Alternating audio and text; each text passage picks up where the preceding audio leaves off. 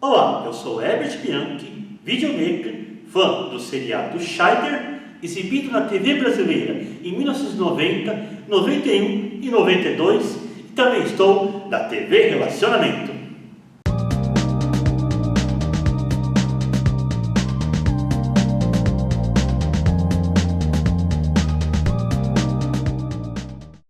Olá, internautas, iniciamos mais um programa Você é Top. E hoje nós trouxemos aí realmente uma pessoa espetacular. Yatá, muito obrigado. Agora explica aí para o pessoal o seu nome e também o... Bom, primeiro o meu nome verdadeiro seria Henrique Takimoto Jasa. O Takimoto de mãe, japonês, e o Jasa que vem do meu pai, árabe, né? Então eu sou o único homem-bomba kamikaze que eu conheço. É uma coisa diferente. Já o meu nome artístico, o Yatá, ele veio de um cosplay que eu fiz, que é um grito de vitória, mas assim, que lá para mais ou menos 2001, teve lá no Japão a época da crise econômica, né? E o grupo que seria o equivalente ao Cacete Planeta, eles fizeram lá uma brincadeira com cenas do Titanic, assim, só que o Jack e a Rose ali quase morrendo, de repente aparece um cara só de cueca e começa a falar algumas coisas, bem positivas e tal. Aí depois eles vão pra frente, olha pra trás de novo, tem dois caras só de cueca. Aí quando ficam seis, eles começam a dançar uma música. E o nome da música era Yatá. Aí como eu fiz o cosplay, então...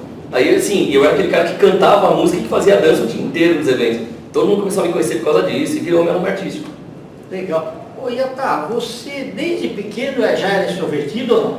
Na verdade, você chegou a ser tímido um pouquinho? Na verdade eu fui muito tímido, eu era aquele tímido a ponto de assim, no calor eu usava roupa preta, tactel, compridona, tal, blusa, cabeça baixa, boné na cara. Eu ficava escondido mesmo, assim, andando na rua. Hoje em dia não. E na escola você também não era expansivo, assim? Não, foi mais a partir do colegial que eu comecei a me soltar um pouco mais, assim, porque realmente eu não me encaixava em nenhuma turma, mas toda hora o pessoal me puxava para alguma coisa. Então... E a veia artística, quando começou a aparecer? Nossa. Em casa você já ficava cantando ou não? Cantando mesmo era só quando eu estava sozinho. Agora, quando eu estava com outras pessoas em volta, com 2, 3 anos, eu gostava de tentar arranhar violão, tocar teclado e tal. Aí quando eu estava com meus 5, 6 anos de idade, aí a minha tia falou, vou te emprestar um teclado aqui, você vai aprender. E aí ela foi lá e resolveu pagar a aula de teclado, só que o que eu queria era guitarra. Então, pelo teclado eu fui aprendendo. Quando minha mãe saía de casa, eu pegava emprestado, sem avisar ela, o violão dela debaixo da cama, e ia aprendendo sozinho o violão. Então, graças ao teclado, eu aprendi sozinho o violão, No resto, eu acabei virando autodidata. Mas foi importante você saber as notas através do teclado, então? Aquela coisa, se não fosse pelo teclado, eu acho que eu não teria a facilidade de aprender outro instrumento. Que piano, geralmente, é aquele que você tem que usar força, como se fosse uma bateria, a percussão. Ele é um instrumento de cordas, como se fosse um violão e guitarra, e tem a mesma base de notas que a maioria dos instrumentos. Então, assim, aprender o piano, foi bem no piano, você tem facilidade nos outros. É uma coisa incrível. Tá. E você é bom de ouvido, então, né? Sim. Porque não é fácil, tem que saber as notas, tudo certinho. Sim. Não, eu sofri muito, porque às vezes eu entendia o som, mas não sabia como fazer com as mãos. Então, assim, isso aí foi a maior dificuldade no começo. Mas treinando de 4 a 6 horas por dia, todos os dias, a coisa foi melhorando.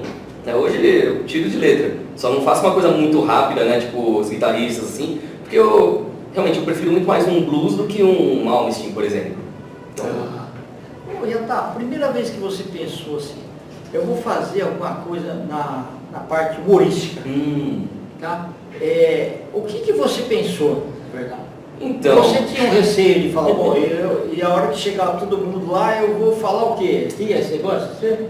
A coisa foi muito mais bizarra, porque literalmente desde criança, tudo que eu faço hoje, eu já meio que fazia, só que escondido, Então assim, quando eu tinha meus 2, 3 anos de idade, eu ganhei aquele radinho, meu primeiro Gradiente, Ok, então, perfeito. eu tenho até hoje, inclusive, eu só não acho funciona? Funciona, eu só não acho mais as pilhas para trocar, Então eu tenho que ficar reutilizando com as mesmas, colocar na geladeira para ver se volta um pouco. Por que as pilhas de agora não encaixam lá? Não, é que são aquelas pilhas gordinhas, bem grandes, assim, não é aquelas pilhas palito ou pequeno. Então, as grandes. As gigantes ali, é meio difícil achar, Quando eu acho também tá caríssimo, Então aí, mas realmente, eu gostava muito, e como vinha com o microfone e tinha a opção de gravar, o que eu fazia? Eu ficava fingindo que eu era locutor de rádio. Então eu ficava lá, e agora vai começar não sei o quê. Aí eu botava um CD para tocar, um disco de vinil do lado do microfone. Sem plateia? Sem plateia nenhuma, eu ia gravando. Algumas fitas eu ainda tenho, com aquela minha voz de criança, falando o nome da rádio e tal. Cada hora eu mudava o nome da rádio também. Você poderia ter sido um DJ lá, né? Sim, Então, não, e por um tempo até foi, viu? Ah, legal. Eu já locutei na Rádio Antena Zero, na Animix, essas assim de anime também, né? Algumas rádios punk também. Mas assim, experiência eu tenho um pouco em todos os lugares. Mas o principal pra mim é realmente ser o artista, não o entrevistador. Ok. Realmente eu prefiro muito mais a parte do criar e mostrar. E a parte dos animes, assim, quando começou a gostar? Literalmente desde criança, porque eu convivi mais com a família da minha mãe, né, que é todo mundo japonês lá dela e tal. Então, desde criança, meu avô e minha avó não sabiam falar português, então a minha mãe e minhas tias iam na Liberdade naquela locadora de VHS, que as fitas eram gravadas na TV, então tinha até os comerciais. Né? Então aí eu assistia com meu avô e minha avó, não entendia nada do que estava sendo falado, aí eu comecei a aprender um pouquinho aqui e ali, via comercial e desenho. Então eu assisti primeiro Dragon Ball GT em japonês, e aí quando lançou o Dragon Ball no Brasil, eu já sabia do que se tratava. Só que agora finalmente eu estava entendendo o que estava acontecendo. Ok, entendi. Interessante. E Cavaleiro Zodíaco também? Sim. Não, Cavaleiro Zodíaco, quando criança era uma febre, né? Todo mundo queria ser um dos principais. E lógico, eu não ficava pra trás, né? Só que quando lançou, ainda não era a música, o rock, né? Ainda era aquela versão francesa, italiana da música, que era outra coisa, nada a ver. E eu tocava ela no teclado. Tanto que assim, uma coisa encaixou com a outra, né? Então, aí assim, no final, corri atrás para ser ator, dublador, músico, humorista. Hoje eu trabalho um pouco em cada, mas a música é o que leva mais adiante. Você pensou em fazer o He-Man também ou não? Já fiz cosplay. 2004, eu era magrinho, aí eu fui lá e me vesti de He-Man com a roupa de um amigo meu, inclusive. Porque ele era o único da minha altura, então... Tá, você pegou a espada, tudo? Mas a espada eu não peguei a dele, né? Eu fiz uma própria porque senão ia ficar meio esquisito o negócio.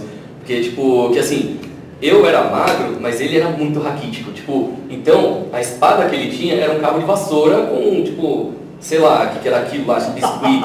Eu tive que fazer um próprio, só que depois quebrou a espada porque eu tinha feito de isopor. Né? Porque quando você queima o isopor, ele fica, né, redondinho e tudo mais. E aí se você pinta com tinta de automóvel, fica parecendo um negócio bonito. Só que se bater alguma coisa, quebra. Foi assim que quebrou. Né? Por isso que aí eu digo que se alguém for cosplayer, for fazer um negócio de isopor, não tente fazer briga de espada no evento. O isopor quebra. Muito interessante, né? Legal. E você se lembra da primeira vez que você foi fazer um stand-up? Cara, o meu primeiro stand-up foi meio engraçada a situação, porque tipo, eu não sabia fazer uma piada que os outros rissem. É quando eu não fazia a piada que o pessoal ria.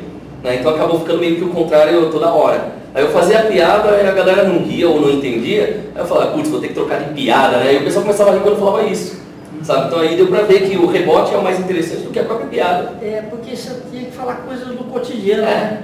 Porque assim, é uma das regras do stand-up, né? Então assim... E até não pode copiar dos outros, né? Não, tem muita coisa dessa aí que já teve briga de pessoal de stand-up por piada parecida ou igual, né? Porque assim, por exemplo, o cara é daltônico e faz uma piada sobre o daltonismo dele. Chega outro que também é daltônico e faz a mesma piada, aí não sabe se é plágio ou não, a não ser que ele já tenha assistido um show do outro. Então aí sempre fica essa dúvida. Por isso que todo mundo tem que estar entrosado e sabendo o que um vai falar para o outro falar igual. E usar muita criatividade, né? Exato. No meu caso, acho que a minha dificuldade é limitar a criatividade. Porque às vezes eu falo algumas coisas que podem me cancelar hoje em dia, que antigamente eram engraçadas e hoje não. Então tem que tomar, sabe, toda hora a gente tem que se atualizar. Tem que tomar cuidado aí. A gente tem que se atualizar para saber o que é e o que não é permitido. Né? Tanto que é uma das minhas dificuldades para o stand-up, é encontrar algo que o pessoal consiga rir e ao mesmo tempo não ofenda ninguém. Acho que esse é o maior desafio nos últimos 10 anos, assim. Verdade. É interessante. E a parte dos animes aí, como é que tá? Olha, que assim, desde criança eu sempre assisti, né? Doraemon, Speed Racer, né? Essas coisas. E depois, quando tava já no começo da minha adolescência, começou Pokémon, né? Então aí, pô, todo mundo ali e tal. E eu jogando o jogo, né? Tipo, eu preferia muito mais o videogame do que o anime, no caso do Pokémon, né? Aí o que acontece? Tipo, eu tinha o sonho de dublar algum. Até hoje eu não consegui, eu só dublei, tipo, coisa de History Channel, Discovery, coisa assim. E geralmente eu não era principal, era só coadjuvante ou vozeiro. Aí beleza. Nessa situação toda, tipo, eu continuei assistindo anime, tanto que tem muita coisa que ninguém conhece que eu assisti assim completo já. Né? Todo ano eu tô assistindo várias coisas e tal. Né? Então assim, é difícil de eu dizer um anime só que eu esteja assistindo porque eu tô vendo tipo 10 de uma vez. Né? E às vezes eu me perco na história de um e começo a confundir com a outra. É assustador. Legal. Quando você começou a fazer Você se inspirou em alguém primeiro? É lógico que você vai falar tudo diferente, mas o jeitão de se comportar, o traje, como que você pensou? Então, assim, essa é uma coisa engraçada que eu já, como eu também faço parte do meio cosplay já desde a década de 90 e tal, quando eu era criança, assim, eu sempre me inspirei muito nos atores que faziam os personagens que eu gostava. Por exemplo, o Super Mario, né? Eu gostava de imitar o Mario Bros, isso. Exato, eu fazia o cosplay dele imitando o da série de TV. Só que você não tinha bigode na época. Na verdade, essa é uma coisa engraçada. Eu tenho bigode desde os 7 anos de idade e barba desde os 9. Tipo, por causa do sangue árabe, deve ser esse o motivo, começou a nascer bigode e barba rápido em mim, assim. Né? E eu tinha orgulho de ter bigode, porque meu pai tem um bigodão, né, e tal. Ele lembra muito o Lima Duarte, assim, o jeito dele, né? E é calvo também? Ele é. Tanto que eu sempre falo pro meu pai, tira o chapéu aí, quando ele tira o chapéu todo mundo Lima Duarte. Então, traz ele aqui pra gente entrevistar. Sim. Inclusive, o outro filho dele, né, meu meio-irmão, o Alexandre, ele já foi entrevistado aqui. Alexandre Jaza. Sim, perfeito. Então, agora já sabe, imagina o careca, né, do Alexandre com o meu tamanho de altura, é o meu pai. Interessante. Pois é. Mundo pequeno, né? Só que o Alexandre é mais alto que você. Bem mais alto. Isso, exato. Não, tipo, o Alexandre, quando ele era magro, eu até falava que ele parecia o Gargamel. Agora que ele tá gordinho, tá meio difícil de achar algo parecido, assim. Legal. E quando, bom, você já falou essa parte da música, né? Sim, sim. No stand-up você não toca, né? Às vezes. É? Tem algumas apresentações que eu levo violão pra tocar também. Tanto que assim, tem stand-up que eu me apresento falando, oi, eu sou o Iatá da banda Arigatões. E tem outros que eu só falo, oi, eu sou o Iatá, só. Né? Aí beleza, mas assim, tudo depende de qual público que tá ali. Se eu vejo que a vibe daquele público tá pra música, eu já pego o violão. Se eu vejo, putz, esse pessoal não vai curtir muita ideia das músicas, então eu deixo o violão guardado do lado, como se eu estivesse só levando ele pra casa. Como que é o seu feeling de energia para um público que já te conhece e um público que nunca te viu? Vai, você fazer um show aí que é de empresa e tal, mas você não conhece ninguém. E também, às vezes, o pessoal não te conhece. Então, essa é uma coisa, assim, bem complexa pra mim, porque quando é gente que já me conhece, normalmente eu sou mais tímido do que com pessoas que não me conhecem. É uma coisa meio louca, né? E assim, que às vezes a pessoa que já me conhece, eu já vou ficar pensando, putz, a pessoa vai me julgar a partir do que já viu, né? Mas a energia é diferente, né? A pessoa dança, sim, te cumprimenta, tudo e tal, ou de um que ninguém te conhece. Então, quando ninguém me conhece, o pessoal está mais aberto a conhecer. Agora, quando a pessoa já me conhece, às vezes fica conversando lá no fundo, fazendo alguma piada em cima da minha piada, porque, né, tipo, já está em casa, né? Certo. Então, assim, aí são dois modos diferentes que eu tenho que me comportar. Tenho que me acostumar a ter uma tirada para quem está tentando cortar minha piada, por exemplo. Então, se eu já conheço a pessoa, eu posso zoar ela de uma forma, sabe, tipo, que a pessoa não vai se ofender e ao mesmo tempo ela vai rir junto, sabe? Mas é bem complicado. Ô, Iatá, mesmo com todo esse tempo aí de Sim. caminhada aí que você tem, ainda dá frio na barriga? Muito. No palco, é isso? Sim. Tem alguns shows que às vezes eu vou tipo, para outra cidade ou outro estado, aí putz, aquele público todo ali assim, eu penso, será que vão gostar, será que não vão? Aí começa, aquelas borboletas no estômago lá, parece até a primeira vez que eu vou beijar alguém na vida. Sabe, uma coisa meio louca, né? E aquele, sei lá, 5 minutos antes do show, são bem intermináveis, não? Tem show que sim. Às vezes eu tô esperando falando, começa, quero começar logo. E tem uns que eu falo, não, espera. Né? Por exemplo, tipo, teve um show que a gente fez em janeiro agora, né? Que foi num resort lá em Lins. Então um resort de luxo, mó bonito e tal. A decoração parecia, as luzes pareciam que era tipo um disco voador em cima do lugar, mó da hora. É sofisticado. Sim, e era um lugar assim, tipo, 6 horas de viagem, né? Então aí deram hospedagem lá pra gente também, além do cachê e tudo mais, e comida à vontade. Eu adorei porque eu adoro comer. Né? Aí lá, assim, não tinha ninguém que eu conhecesse nem nas outras atrações. Realmente tudo, né, tipo lugar, coisa local, só a gente quer ir fora. Aí eu falei, putz, e agora? Será que vão gostar? A gente subiu no palco, o pessoal começou, tava todo mundo sentado, o pessoal começou a se levantar, cantar junto, pular. Aí eu falei, acho que aqui tem a nossa vibe. Que bacana, legal. Pois é. E fala da banda. Arigatões, o nome já diz tudo, ó, até o logo aqui no boné. O Arigatões assim, foi um projeto que começou por acidente e cresceu. E o nome? Então, o nome, né? Vem do arigatô, né? O obrigado, e os gatões, né? De bonitos. Interessante. Né? Apesar de ninguém ser bonito na banda, né? A gente tem que se achar bonito uma vez na vida. Né? Às vezes nem a mãe da gente acha a gente bonito, então a gente tem que se achar de uma forma. Aí virou a piada que a gente usa assim, né? Tipo, agradeça pela beleza, diga arigatões, sabe? Aí, tipo, pelo menos pra quebrar o gelo e tal com as pessoas, né? E assim, o nome já levou a ideia que a gente já faz piada. Tanto que eu criei assim no projeto da gente fazer uma coisa que mistura o teatral e a música ao mesmo tempo. Então a gente faz algumas, tipo, entre uma música e outra a gente faz algumas piadas que tem a ver com a próxima música, a gente sorteia coisa pra galera também, né? Tipo, tem algumas músicas que a gente faz, assim, chama um cosplayer pra ele atuar com a gente no palco. Então tem umas coisas bem legais, assim, né? E a gente interage com o público, a gente faz o público dançar e cantar. E vocês compõem alguma coisa também? Ah, sim, atualmente sim. Em 6 anos da banda, nos últimos 3 a gente está começando já a lançar algumas músicas autorais. Só que a maioria eu gravei sozinho porque era época de pandemia, aquela coisa toda. Então aí o pessoal não podia se encontrar, não tinha como ir para estúdio, toda hora tinha lockdown. Então aí eu comecei a criar, comprei lá a interface de áudio, aprendi a fazer a produção musical. Né? Que antes eu sabia a produção de analógico, aí eu aprendi o digital. Agora, aprendendo o digital, eu estou cada vez melhor ali e tal, treinando toda hora e fazendo música nova. Ano passado eu tentei entrar no Blues Record. Agora vamos ver se eu tenho a resposta esse ano. Que eu fiz 407 músicas e lancei todas. Nossa, em um ano. interessante. Foi assustador. Ah, que legal. Os momentos seus de inspiração são quais?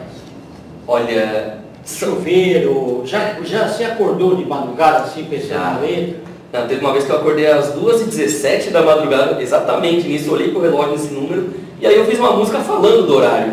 Sabe, foi uma meio louca, assim. Teve vezes, tipo, era 2, 3 da manhã, eu tava na sala e alguém começou a tentar tocar campainha loucamente ali, eu não ia atender. Então o que eu fiz? Comecei a tocar violão e, tipo, fiz uma letra meio estilo Rogério Scarlett. Né? Então assim, era uma música falando, são 2 horas da madrugada, pá, tá, tá, e pronto. E eu falando, e eu com a motosserra, e não sei o quê. E alguém tocando campainha, eu indo com a motosserra. E o cara foi embora depois que ele ouviu isso. Né? Então assim, a música muitas vezes me salva e outras vezes me bota na furada. Né? Que legal. Ô Iatá, assim, você falou aí das músicas, como tudo. Antes, as que você tocava eram desses populares aí? Sim, o Ou nosso você adaptava um repertório, pouquinho? algumas músicas a gente adaptava, outras vezes a gente tentava tocar igual ao original. Né? Então assim, a gente toca as aberturas, né? Tipo Cavaleiro do Zodíaco, Dragon Ball, One Piece, coisas assim. Né? E às vezes a gente pegava uma música e transformava em heavy metal, em samba, em jazz. Então a gente gostava de misturar. E a gente acabou criando por acidente um estilo novo, que é o meme rock. Né? Nem sei se deve ter alguma banda já desse estilo além da gente, mas até o momento a gente é a única. Né? A primeira do mundo e até o momento única. Que, assim, tem 2 linhas, né, o meme rock. A gente pega uma música que viralizou e transforma em rock, e a gente pega um meme e transforma em letra de música. Então a gente tem as 2 opções. Os outros da banda são compositores também, não? Não todos, mas alguns. Por exemplo, a nossa vocal feminina, a Mafra, né, ela também é compositora, ela tem um projeto solo dela desde antes dela entrar na banda, ela gostou da vibe da banda, ela e a mãe sempre estavam junto com a gente, ela fez participação especial, fez a segunda. Aí depois disso ela falou, não, beleza, né? Tipo, a gente fez o convite e ela aceitou na hora, nem pensou 2 vezes. Está convidada para vir aqui também. Sim, né? E, bom, de compositor é mais eu e ela, assim, mas de vez em quando também o baixista faz umas participações também, né? Principalmente com ideias para as letras, né? E tem os guitarristas, né? O Ítalo, o John, que inclusive, essa é uma coisa engraçada. Um dos nossos guitarristas, o John, o nome dele é Jonathan Lennon. Então, nome mesmo? É o nome dele. Então eu sempre apresentei ele como o John Lennon, só que a aparência dele é do Slash do Guns N' Roses. Puxa vida. Então assim, é um negócio curioso, né? Então assim, a gente tem um John Lennon que é a cara do Slash. É uma coisa incrível. Perfeito, muito legal. Iatá, eu quero que você volte outras vezes, Sim. tá? Porque Opa! você nos engrandece bastante aí. Tá? Opa, maravilha. Eu queria que você deixasse suas redes sociais. Ah, sim. Bom, vai estar aí embaixo para todo mundo, mas vamos lá. No YouTube vocês podem encontrar como Yatalog, que é o meu canal pessoal, onde eu falo de tudo, né? De anime, de séries e tal. Faço algumas músicas de vez em quando. Tem o canal da banda, Arigatões. É facinho de encontrar, é a única banda com esse nome. E tenho 20 Cantar, que é uma dupla que eu tenho com um ex-guitarrista da banda, que foi quem formou a banda comigo inicialmente. Ele teve que sair da banda uma época. É o número 20? É o número 20 e o Cantar, que é o trocadilho, né? 20 Sim. e Cantar, assim. É que nem aquele, tipo, você chega pra pessoa, vou 60, eu tô no número 60, tipo, falando pra pessoa sentar. Então é trocadilho, né? Porque a gente faz música mais cômica nesse caso, né? E meio estilo bardo, porque é dois caras tocando violão e cantando. Perfeito. Né? Já no Instagram as pessoas podem encontrar como Henrique Poeta, né? Que é com a letra K que eu escrevo, e o Banda Arigatões, tudo junto. Perfeito. Internautas, os agradecimentos então a esse talentoso Iatá, nós finalizamos mais um Você é Top. Um grande abraço e até a próxima.